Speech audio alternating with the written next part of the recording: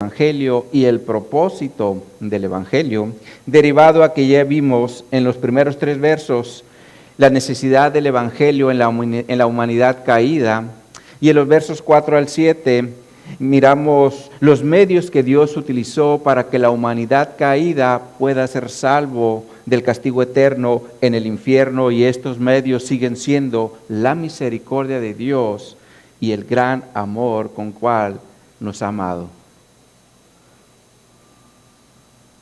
Así que vamos a leer nuestro texto base, vayan a Efesios capítulo 2 y nuevamente vamos a leer los primeros 10 versos, que son los que hemos estado teniendo en estas últimas 2 enseñanzas atrás. Efesios capítulo 2, versos 1 al 10 vamos a leer para traer el contexto de lo que estamos mirando.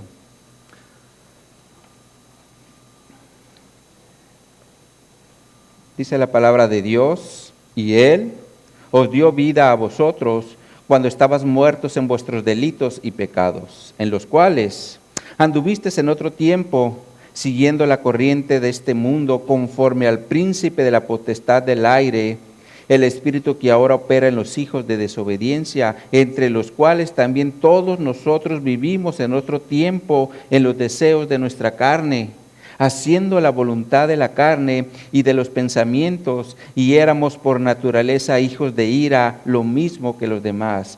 Pero Dios, que es rico en misericordia, por su gran amor con que nos amó, aun estando nosotros muertos en pecados, nos dio vida juntamente con Cristo. Por gracia sois salvos, y juntamente con Él nos resucitó, y asimismo nos hizo sentar en los lugares celestiales con Cristo Jesús, para mostrar en los siglos venideros las abundantes riquezas de su gracia en su bondad para con nosotros en Cristo Jesús, porque por gracia sois salvos por medio de la fe, y esto no de vosotros, pues es don de Dios, no por obras, para que nadie se gloríe, porque somos hechura suya, creados en Cristo Jesús para buenas obras, las cuales Dios preparó de antemano para que anduviéramos en ellas. Continuamos con el título Estando muertos nos dio vida, y hoy veremos la parte 3. Estando muertos nos dio vida. Ahora, por allá en el año de 1993 se filmó una película estadounidense llamada La lista de Schindler, que fue dirigida por el director Steven Spielberg, y él se basó en la novela El arca de Schindler para hacer esta película.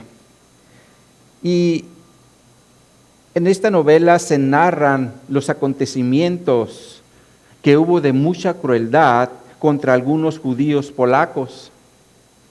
Esto sucedió por allá en 1939, cuando estalló la Segunda Guerra Mundial, derivado a que Francia y Gran Bretaña le declararon la guerra a Alemania. Y fue allí donde muchos judíos fueron llevados presos a diferentes campos de concentración, donde a muchos de ellos les dieron muerte por medio de cámaras de gas.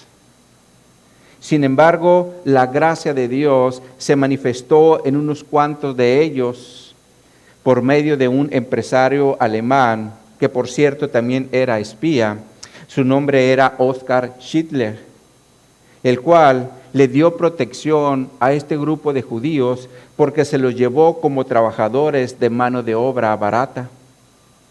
Y sin darse cuenta, este hombre en el plan de Dios fue de mucha bendición para este grupo de judíos, derivado a que sus vidas estaban en peligro porque los nazis no tenían la más mínima piedad de ellos. Pero Dios, mis hermanos, cuando tiene planes de bien para una persona o para un grupo de personas, utiliza a ciertos hombres para este fin. Esto me recuerda cuando aún laboraba en el IMSS y entró un jefe nuevo y él me quería hacer daño, porque de hecho quería quitarme mi plaza de confianza, que yo tenía más de 10 años con ella, y él me la quería quitar. Sin embargo, Dios obró a mi favor por medio de otro jefe, y de esa forma él no lo pudo hacer. Y así muchas veces opera Dios, mis hermanos, cuando trae planes de bien para una persona. Ahora la Biblia también nos da ejemplos de cómo Dios operó por medio de ciertos hombres para darles protección al pueblo de Israel. Por ejemplo, cuando estaban en el cautiverio bajo los babilonios, Dios utilizó al rey Ciro de Persia. Y de esa forma ellos pudieron regresar a Jerusalén a edificarle casa. Veamos esto en 2 de Crónicas, capítulo 36, y leamos solamente los versos 22 y 23. Véanlo en su Biblia. 2 de Crónicas, capítulo 36.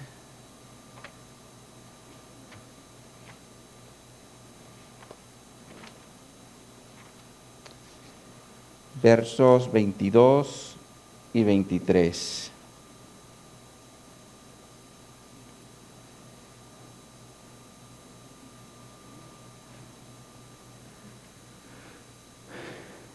Segunda de Crónicas 36, versos 22 y 23 nos dice: Mas el primer año de Ciro, rey de Persia, rey de los persas, para que se cumpliese la palabra de Jehová por boca de Jeremías, Jehová despertó el espíritu de Ciro, rey de Persia. O sea, observen cómo aquí dice la Escritura que el Señor despertó el espíritu de este rey. Y ahora la palabra despertó en su original se refiere a agitar o incitar. Por eso la Nueva Traducción Viviente traduce este versículo diciendo: movió el corazón de Ciro, porque es algo que el Señor hizo, despertó, lo movió para que lo hiciera. Sigamos leyendo, dice: el cual hizo pregonar de palabra y también por escrito por todo su reino, diciendo: así dice Ciro, rey de los persas, Jehová, el Dios de los cielos, me ha dado todos los reinos de la tierra. Él me ha mandado que le edifique casa en Jerusalén, que está en Judá. Quien haya entre vosotros de todo su pueblo, sea Jehová su Dios con él y suba. Definitivamente, mis hermanos, cuando Dios quiere hacer algo, nadie ni nada le puede impedir hacerlo, porque Él es soberano y también porque Él cumple todo lo que establece en su palabra. Porque de hecho, Él había establecido por medio del profeta Jeremías que los israelitas saldrían de la cautividad cuando se hubieran cumplido 70 años. Veamos esto en Jeremías capítulo 25, versos del 8 en adelante. Jeremías capítulo 25, versos 8 en adelante. Dice aquí la palabra de Dios: por tanto, así ha dicho Jehová de los ejércitos: por cuanto no habéis oído mis palabras, he aquí enviaré y tomaré a todas las tribus del norte, dice Jehová, y a Nabucodonosor, rey de Babilonia, mi siervo, y los traeré contra esta tierra y contra sus moradores y contra todas estas naciones en derredor, y los destruiré y los pondré por escarnio y por burla y en desolación perpetua. Aquí vemos cómo Dios está utilizando a otro rey, al rey de Babilonia, pero en este caso es para darles castigo, darles disciplina a su pueblo, porque estaban siendo desobedientes a sus mandamientos. Sigamos leyendo, verso 10, dice: y haré que desaparezca de entre ellos la voz de gozo, y la voz de alegría, la voz de desposado y la voz de desposada, ruido de molino y luz de lámpara. Toda esta tierra será puesta en ruinas y espanto, y servirán estas naciones al rey de Babilonia 70 años. Y cuando sean cumplidos los 70 años, castigaré al rey de Babilonia y a aquella nación por su maldad, ha dicho Jehová, y a la tierra de los caldeos, y la convertiré en desiertos para siempre, y traeré sobre aquella tierra todas mis palabras que he hablado contra ella, con todo lo que está escrito en este libro, profetizado por Jeremías contra todas las naciones, porque también ellas serán sojuzgadas por muchas naciones y grandes reyes, y yo les pagaré conforme a sus hechos y conforme a la obra de sus manos. Aquí vemos cómo Dios está estableciendo un tiempo donde los judíos iban a salir del cautiverio de los babilonios.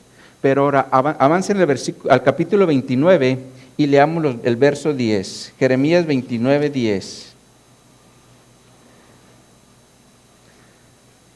Dice aquí la palabra: porque así dijo Jehová, cuando en Babilonia se cumplan los 70 años, yo os visitaré, y lo que dice, y despertaré, los voy a motivar, voy a despertar su corazón sobre vosotros mi buena palabra, para hacerlos volver a este lugar.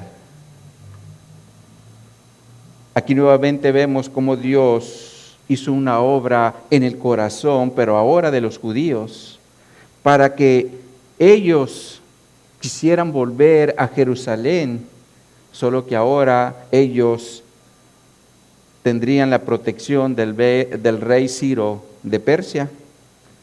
Entonces, esto nos enseña que cuando Dios establece o dice que va a hacer algo en su palabra, Él tarde que temprano lo cumple. Pero el punto que quiero yo resaltar aquí es que Dios, cuando quiere traer bendición a una persona o a un grupo de personas, también utiliza al hombre para este fin. Por ese motivo Jesús se tuvo que hacer hombre para morir en la cruz por los pecados de la humanidad, y de esa forma ahora puede ser de bendición para todos aquellos que Dios predestinó desde antes de la fundación del mundo para que fueran hechos conforme a la imagen de Jesucristo. Y aquí entramos todos nosotros, mis hermanos, la iglesia de Jesucristo. Entonces, teniendo esto en mente, es decir, lo que Dios hace a nuestro favor por medio de Jesucristo, entremos al análisis del texto base para que veamos más bien el modo y el propósito del Evangelio. Regresemos al texto base, Efesios 2, 8. Nos dice aquí la Escritura: porque por gracia sois salvos por medio de la fe, y esto no de vosotros, pues es don de Dios. Aquí entramos al primer punto de la enseñanza. Esto es el modo del Evangelio. Ahora, si ustedes observan, Pablo aquí nos presenta al menos dos modos o formas que Dios utilizó para que tú y yo pudiéramos ser parte del Evangelio. Estos son la gracia y la fe. Ahora, en relación a la gracia, es importante que nosotros como iglesia entendamos que la gracia se refiere a un regalo que Dios nos otorgó o nos dio de buena voluntad.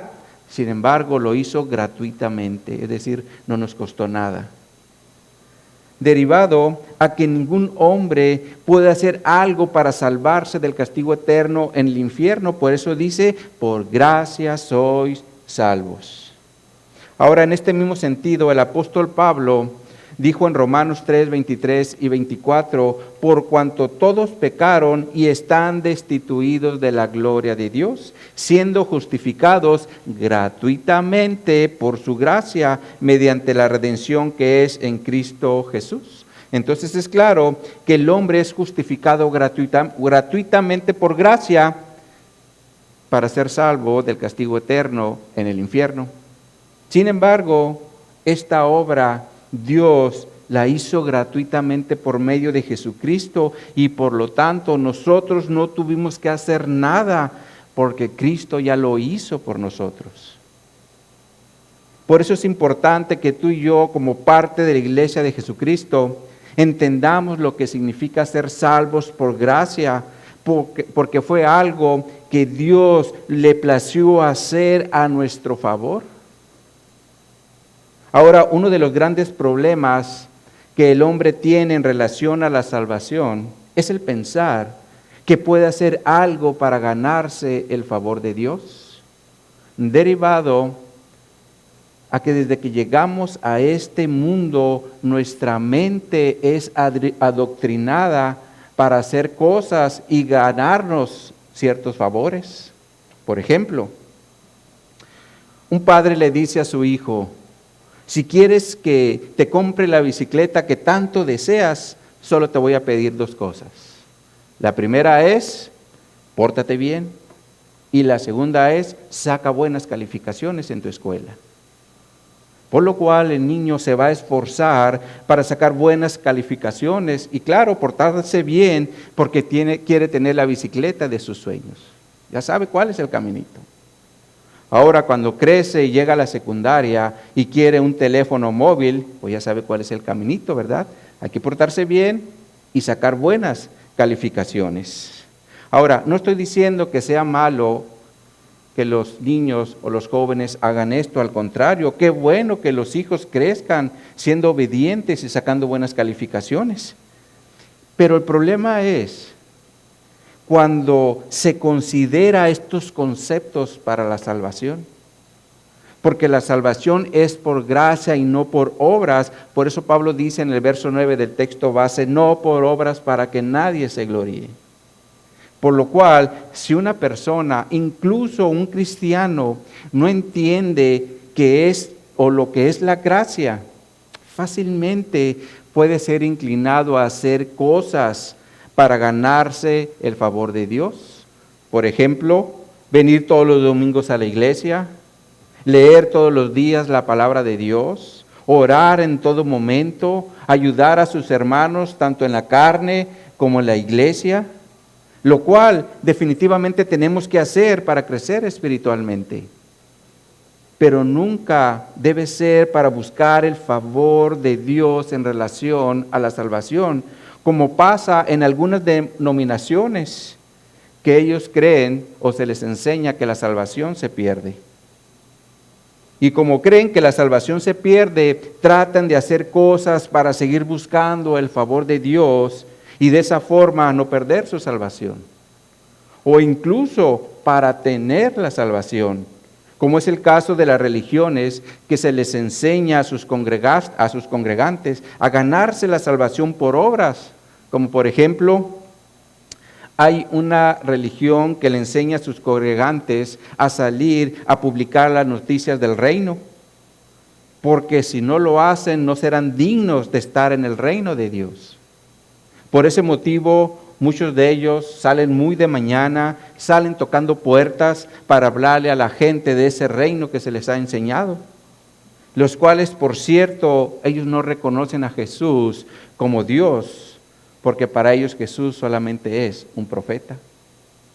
Ahora, por otro lado, también tenemos los que andan en bicicletas encorbatados, los cuales por lo regular son jóvenes que vienen de otros países, porque desde que inician en su religión, se les instruye a hacer un fondo económico para que cuando lleguen a cierta edad puedan salir a otros países a predicar su evangelio, el cual definitivamente no es el de Jesucristo. Ahora, la Escritura también nos enseña que cuando Pablo era un hombre religioso, él también buscaba el favor de Dios haciendo ciertas cosas. Sin embargo, cuando Jesús lo llamó para que predicara el evangelio a los gentiles, se dio cuenta que esto ya no servía para nada. Veamos esto en Filipenses capítulo 3, versos 4 al 8, véalo allí en su Biblia, allí adelantito, Filipenses 3, y leamos los versos 4 al 8.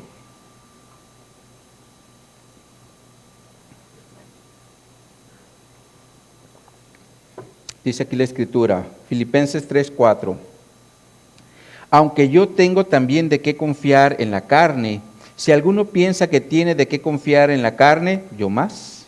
Circuncidado al 8º día, del linaje de Israel, de la tribu de Benjamín, hebreo de hebreos, en cuanto a la ley fariseo, en cuanto a celo, perseguidor de la iglesia, en cuanto a la justicia que es en la ley, irreprensible, pero cuantas cosas eran para mi ganancia, las he estimado como pérdida por amor de Cristo, y ciertamente aún estimo todas las cosas como pérdida por la excelencia del conocimiento de Cristo Jesús, mi Señor, por amor del cual lo he perdido todo y lo tengo por basura para ganar a Cristo. Pablo, mis hermanos, se dio cuenta que sus obras eran en la carne. Por eso dice que todo eso para él ya era una basura.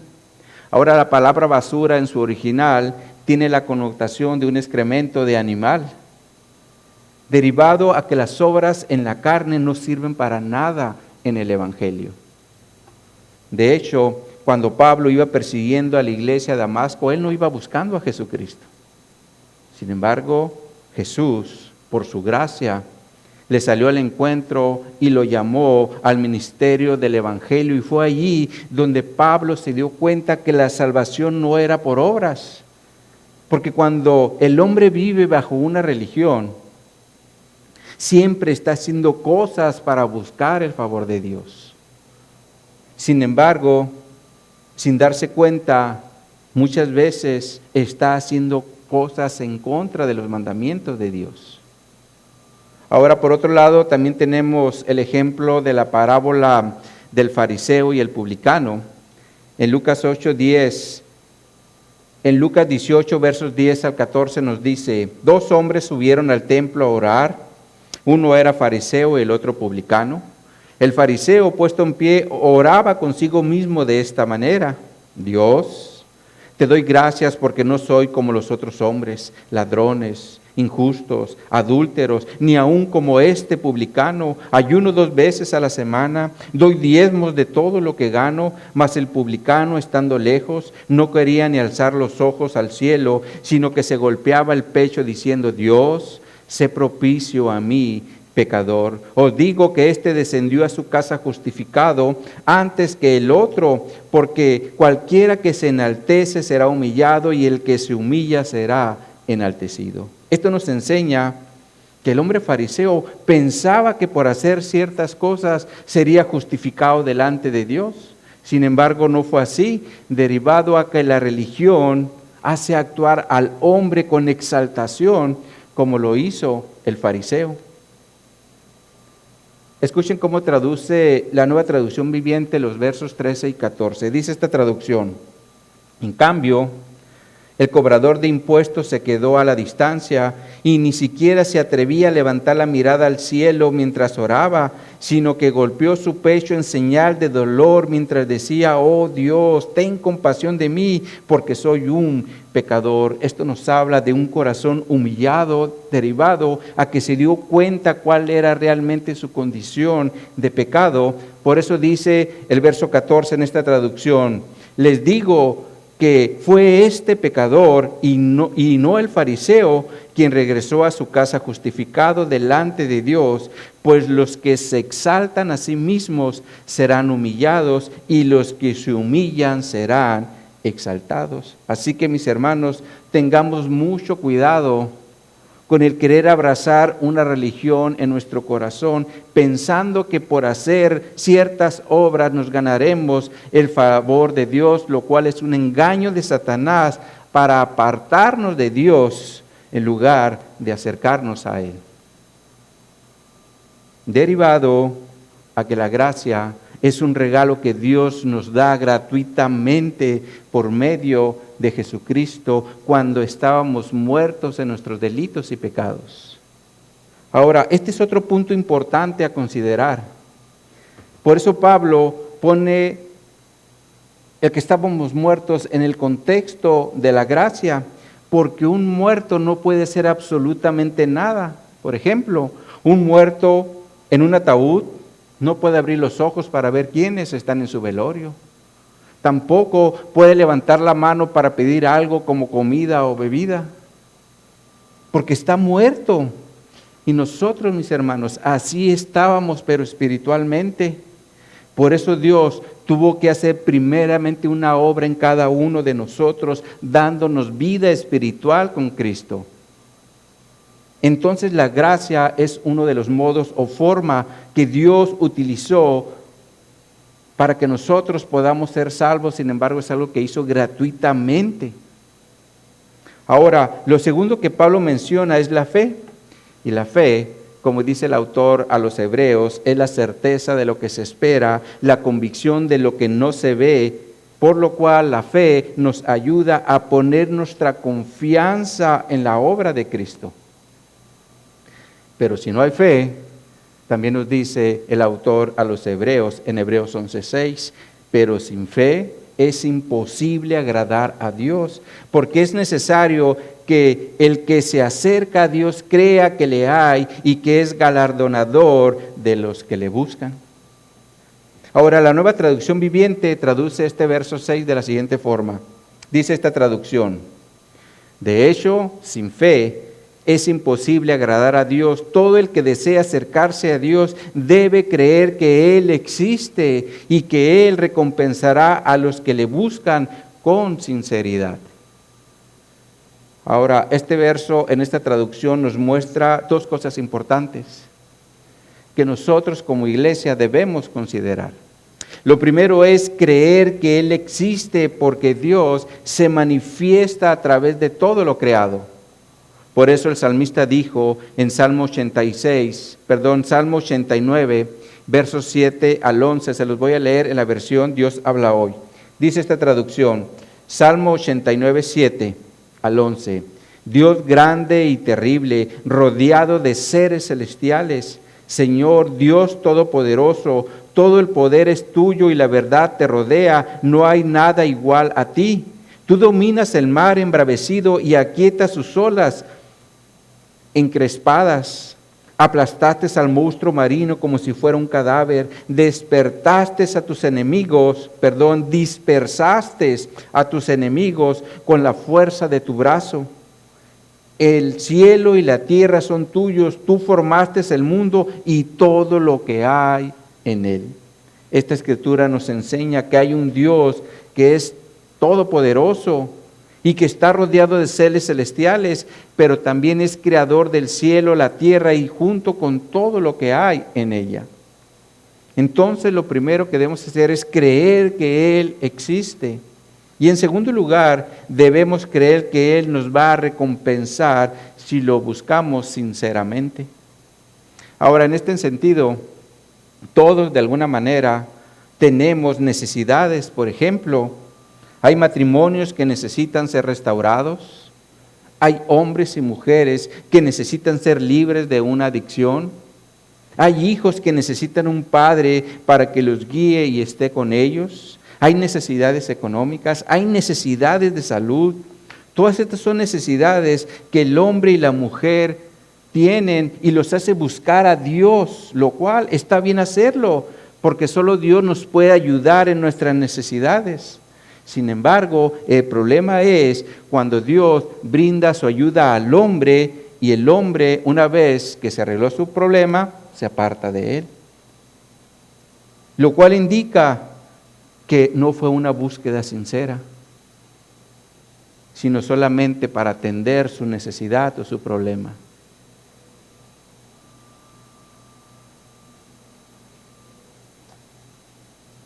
Como también pasó en el tiempo del ministerio terrenal de Jesús, cuando la gente lo seguía porque les daba de comer, como lo enseña la Escritura en Juan 6:26. Se los voy a leer en la traducción lenguaje actual. Dice esta traducción en Juan 6:26. Jesús respondió: francamente ustedes me buscan porque comieron hasta quedar satisfechos y no por haber entendido los milagros que hice. Jesús les demostró a los judíos en su ministerio terrenal que Él venía de parte de Dios como el Mesías prometido, por eso es que hacía milagros. Sin embargo, la gente solamente lo seguía por el alimento y nunca por su necesidad de salvación. Y eso, mis hermanos, desafortunadamente sigue pasando aún en la actualidad. Porque la gente solo quiere a Jesús para que atienda sus problemas o sus necesidades personales, cuando la máxima necesidad que hay en el hombre y la mujer es ser salvos del castigo eterno en el infierno. Por eso lo primero que el hombre debe buscar es la salvación, la cual ahora podemos tener por medio de Jesucristo. Y si Dios en su amor y misericordia nos ayuda a salir de algún problema, pues gloria a Dios. Pero lo más importante es ser salvos del castigo eterno en el infierno. Por eso debemos buscar a Dios sinceramente, puestos los ojos en Jesús, el autor y consumador de nuestra fe, como dice Hebreos 12:2. Entonces la gracia y la fe, mis hermanos, son parte del modo o la forma que Dios utilizó en el Evangelio para que tú y yo podamos ser salvos del castigo eterno en el infierno. Sin embargo, Dios lo hizo cuando estábamos muertos en nuestros delitos y pecados. Y como ya vimos, un muerto no puede hacer absolutamente nada. Por lo tanto, tampoco puede creer en Jesús para salvación porque está muerto. Sin embargo, como hemos visto, Dios primeramente nos dio vida para que dejemos de estar muertos y de esa forma ahora podemos creer en Jesús. Ahora sí podemos creer porque ya nos dio vida y ahora sí podemos creer en Él. Ahora, hay una palabra griega que hace una conexión con lo que estoy diciendo. Esta palabra griega es kaituoto. Cuando dice, y esto no de vosotros, pues es don de Dios. Y la palabra y esto en griego es kaituoto. Y esta palabra significa por tanto o por eso. Y después dice, no de vosotros. Ahora, el contexto está hablando de dos cosas que involucran la salvación. Estas son la gracia y la fe, las cuales son como un matrimonio porque están unidas para que podamos ser salvos. Porque si hay gracia y no hay fe, no puede haber salvación. O al contrario, si hay fe y no hay gracia, tampoco podemos tener salvación. Se necesitan ambas para poder ser salvos. Por eso dice, no de vosotros, pues es don de Dios. Ahora la palabra don se refiere a un presente que Dios nos otorgó cuando estábamos muertos, y este presente o regalo es la salvación. Por eso dice en el contexto en Efesios 2:5, aún estando nosotros muertos en pecados, nos dio vida juntamente con Cristo, por gracia sois salvos. Aquí la referencia es a la gracia, por eso dice, por gracia sois salvos. Sin embargo, Pablo en otros pasajes relaciona la salvación con la fe. Por ejemplo, en la epístola a los Gálatas, cuando está reprendiendo a Pedro, le dice en Gálatas 2:14 al 16, pero cuando vi que no andaba rectamente conforme a la verdad del Evangelio, dije a Pedro delante de todos, si tú siendo judío vives como los gentiles y no como judíos, ¿por qué obligas a los gentiles a judaizar?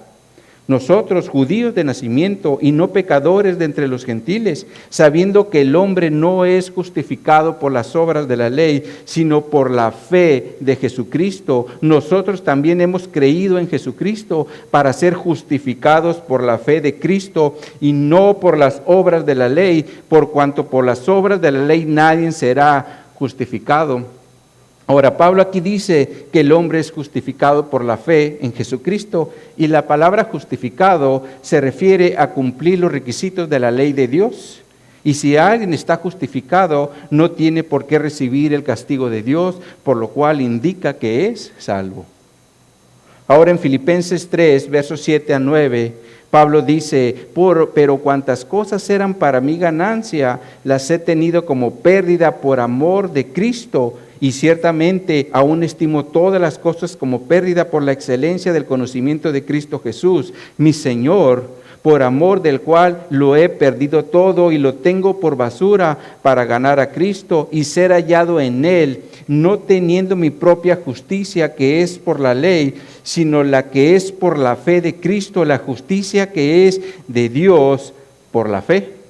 Ahora, Pablo antes de morir le escribe a su discípulo Timoteo en 2 Timoteo 3, versos 14 y 15, pero persiste tú en lo que has aprendido y te persuadiste, sabiendo en quién has aprendido y que desde la niñez has sabido las sagradas escrituras, las cuales te pueden hacer sabio para salvación por la fe que es en Cristo Jesús. También le dice a los romanos en Romanos 1, 16, 17, porque no me avergüenzo del evangelio, porque es poder de Dios para salvación a todo aquel que cree, al judío primeramente y también al griego. Porque en el evangelio la justicia de Dios se revela por fe y para fe, como está escrito, mas el justo por la fe vivirá. Pregunta, mis hermanos, ¿necesitamos la fe en Jesucristo para ser salvos? Definitivamente sí.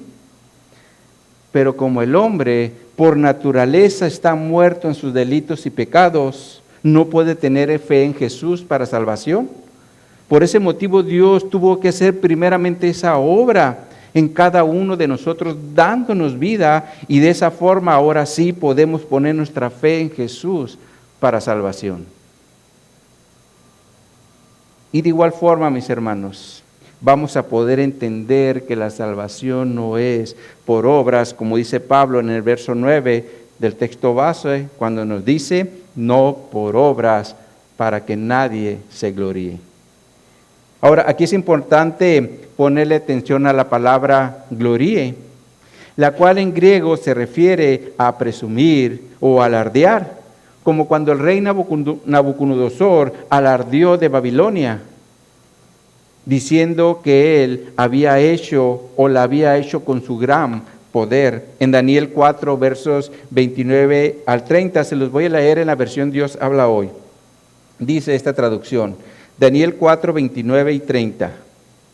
Un año después, mientras el rey se paseaba por la terraza de su palacio de Babilonia, dijo, miren, qué grande es Babilonia. Yo, con mi gran poder, la edifiqué como capital de mi reino para dejar muestras de mi grandeza.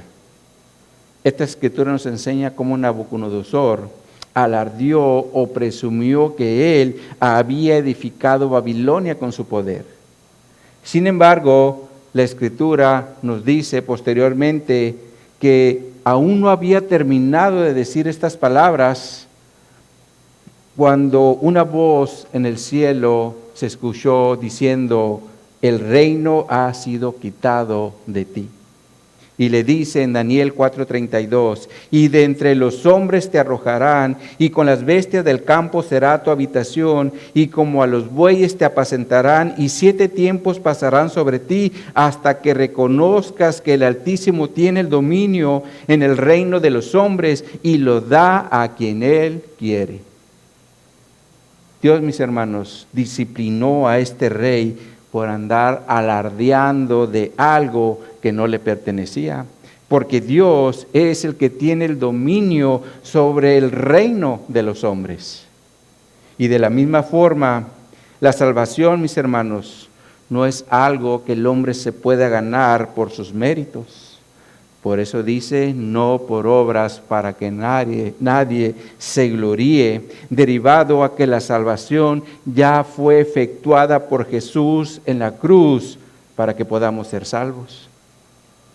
Esto quiere decir que en el diseño de Dios no hay lugar para el yo, porque la obra de salvación Dios ya la había establecido desde antes de la fundación del mundo para que fuésemos santos y sin mancha delante de Él, como dice Pablo en Efesios 1:4. Ahora, aquí también es importante tener en mente el contexto judío, porque los judíos por generaciones ellos habían operado bajo las obras de la ley en el antiguo pacto. Por ejemplo, en Ezequiel 20, versos 10 y 11 dice, los saqué de la tierra de Egipto y los traje al desierto y les di mis estatutos y les hice reconocer o conocer mis decretos por los cuales el hombre que los cumpliere vivirá. Por lo cual el pueblo de Israel vivía bajo un pacto de obras. Pero una vez que Cristo hizo acto de presencia y murió en la cruz, la humanidad entró en un nuevo pacto. Veamos este nuevo pacto a través del pacto que Dios hizo con Abraham. Vayan ahora en sus Biblias a la epístola de Pablo a los Gálatas en el capítulo 3 y leamos los versos 6 en adelante.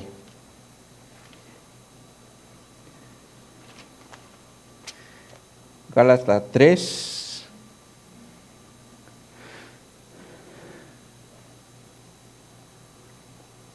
Verso 6 en adelante nos dice, de hecho, ahí en sus Biblias tiene un título que dice, el pacto de Dios con Abraham.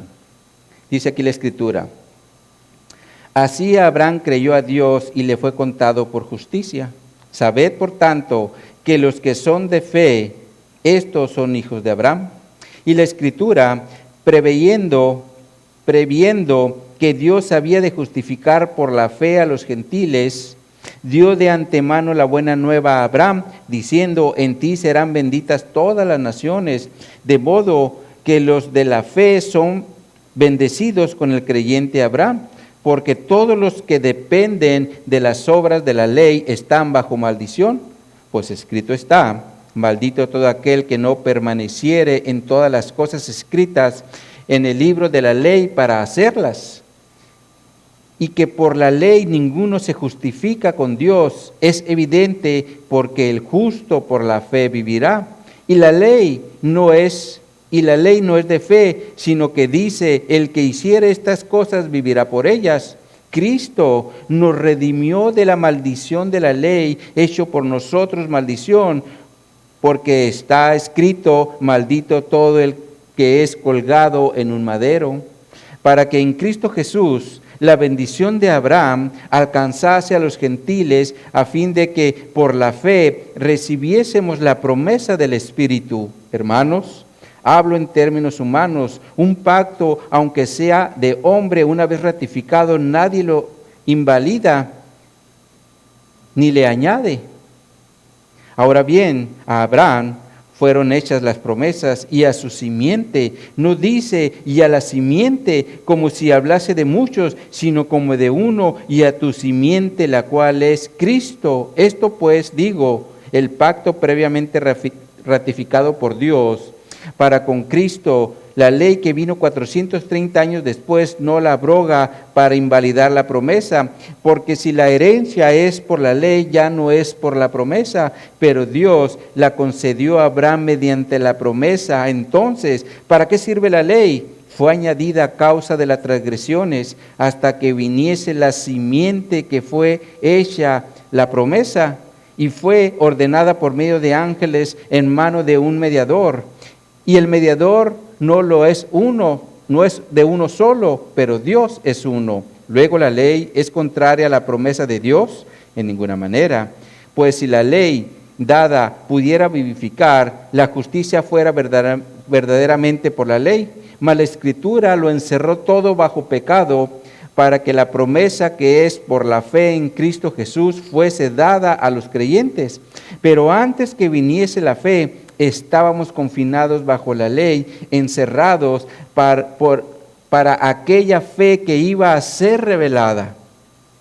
De manera que la ley ha sido nuestro ayo para llevarnos a Cristo, a fin de que fuésemos justificados por la fe. Pero venida la fe, ya no estamos bajo ayo, pues todos sois hijos de Dios por la fe en Cristo Jesús.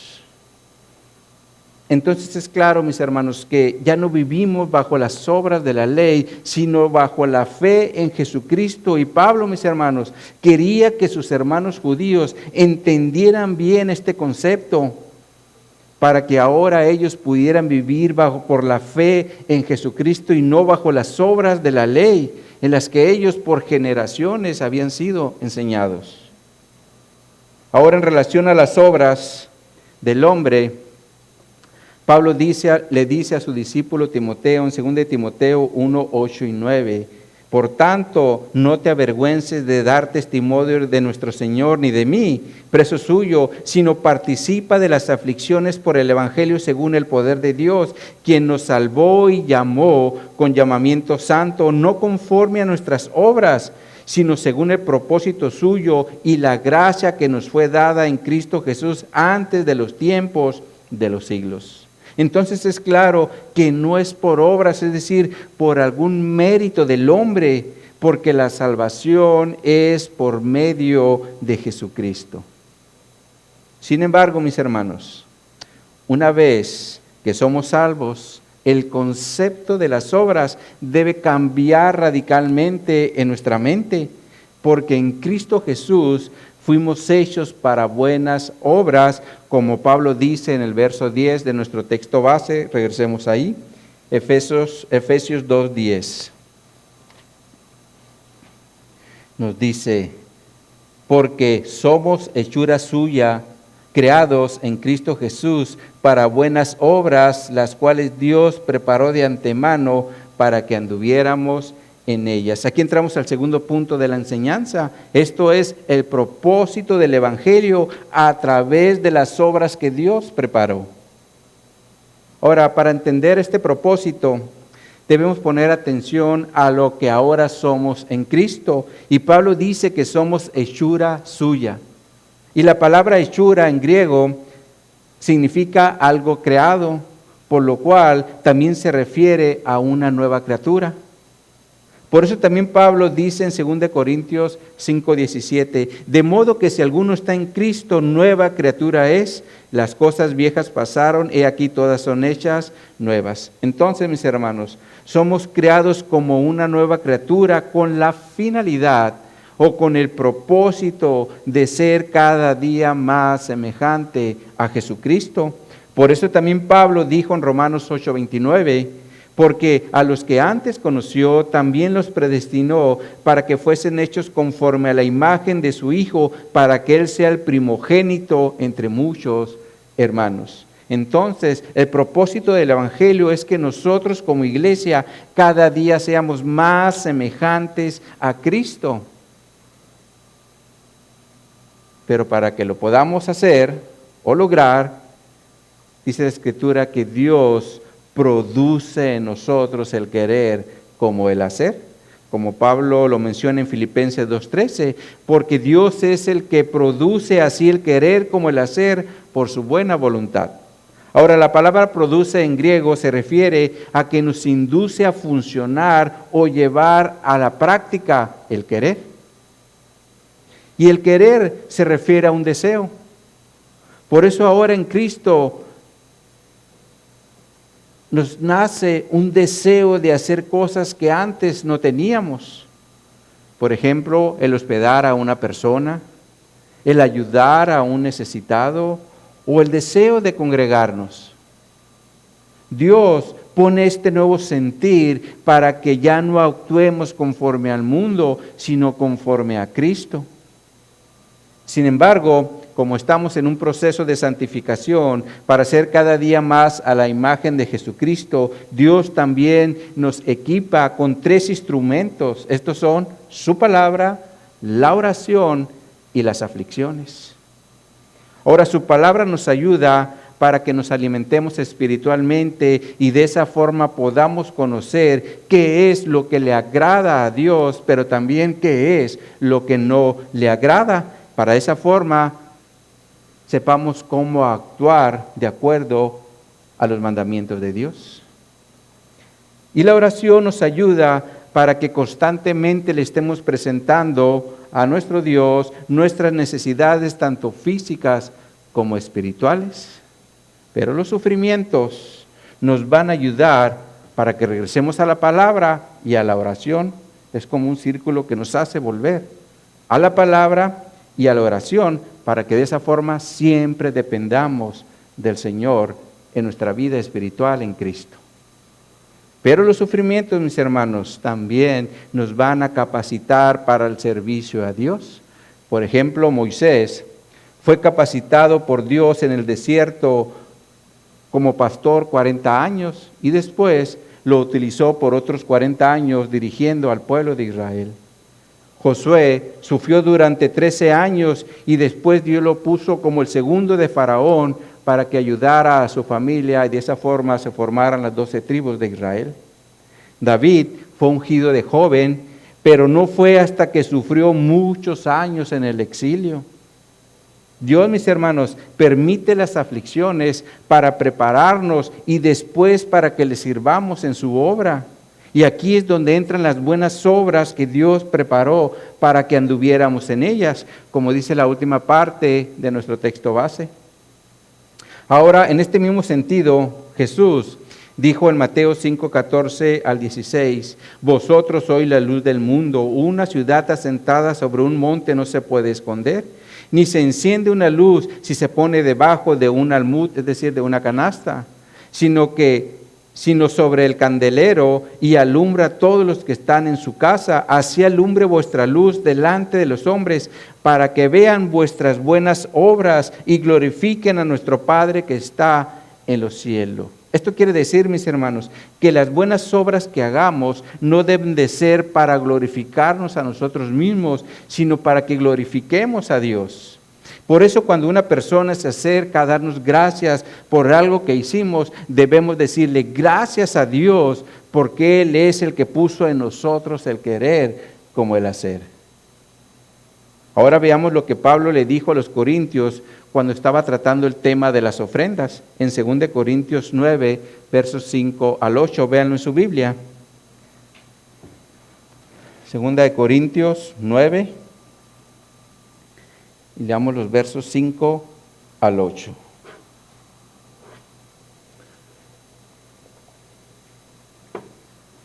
Dice, por tanto, tuve por necesidad exhortar a los hermanos que fuesen primero a vosotros y preparasen primero vuestra generosidad antes prometida, para que esté lista como de generosidad y no como de exigencia nuestra. Pero esto digo, el que siembra escasamente, también segará escasamente, y el que siembra generosamente, generosamente también segará. Cada uno dé como propuso en su corazón, no con tristeza ni por necesidad, porque Dios ama al dador alegre, y poderoso es Dios para hacer que abunde en vosotros toda gracia, a fin de que, teniendo siempre en todas las cosas todo lo suficiente, abundéis para toda buena obra.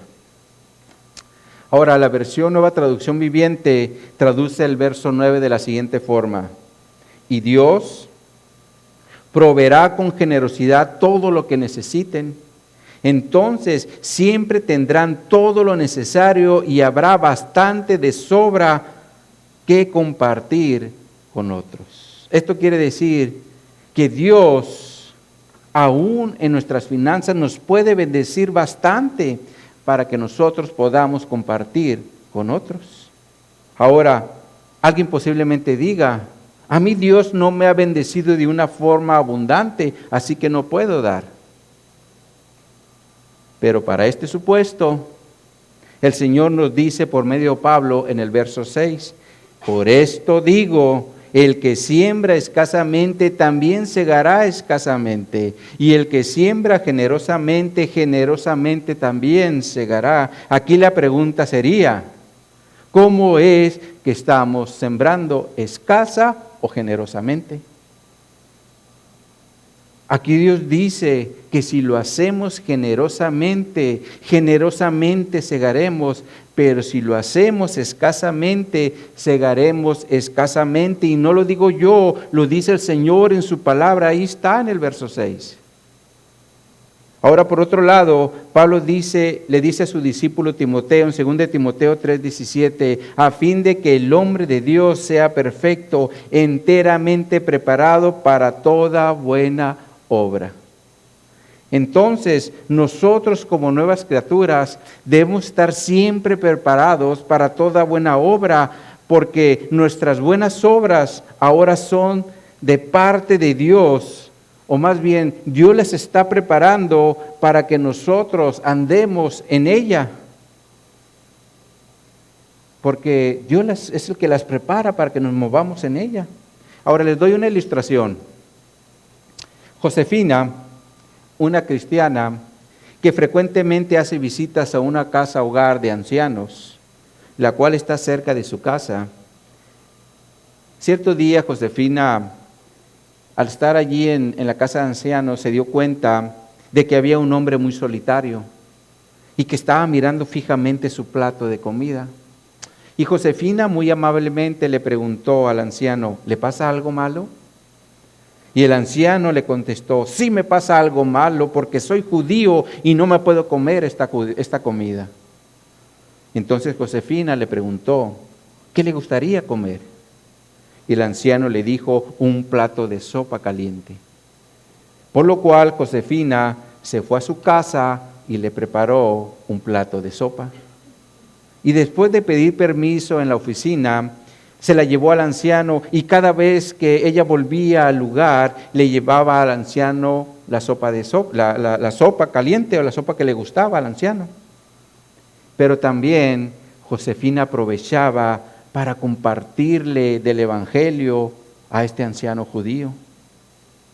Y finalmente Josefina lo guió a los pasos de Cristo, o más bien a la fe de Cristo, para la gloria de Dios.